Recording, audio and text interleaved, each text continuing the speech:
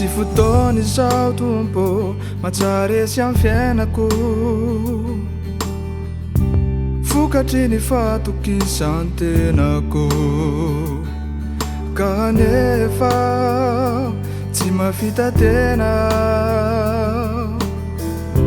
raha tsy anao mihitsy ny hoe ho amin'ny fiainako. Ko ankehitriny dia atolotro anao ny foko, ary anao reriano no anankinako ny fiainako. Ko ankehitriny dia atolotro anao ny foko, ary anao reriano no anankinako ny fiainako. Ianao tokiko,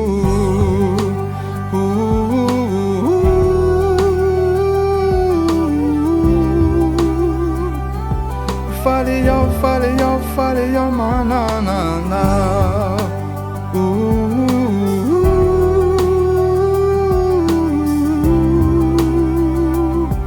Faly iaho mananana. Tiako ny eo anilana tompo,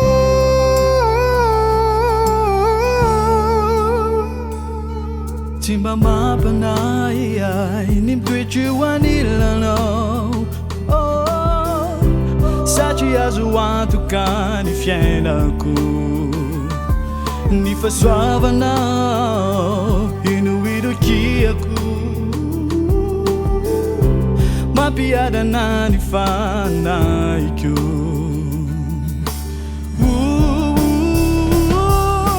Ko ankehitriny dia atolotro anao ny foko,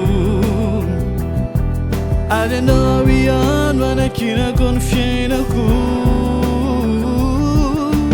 Ko ankehitriny dia atolotro anao ny foko, ary anao ihany no anakinako ny fiainako. Ianao tokiko,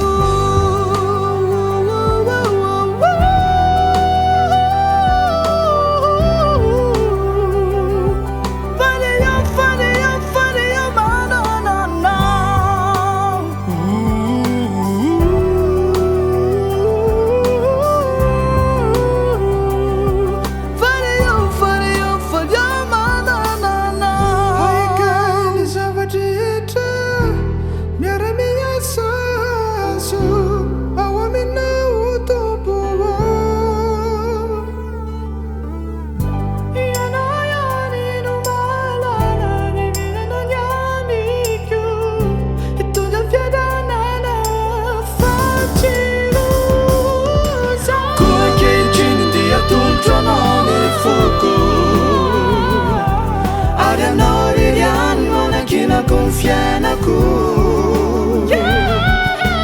Ko ankehitriny dia atolotro anao ny foko, ary anao reriano no anakinako ny fiainako. Ianao tokiko,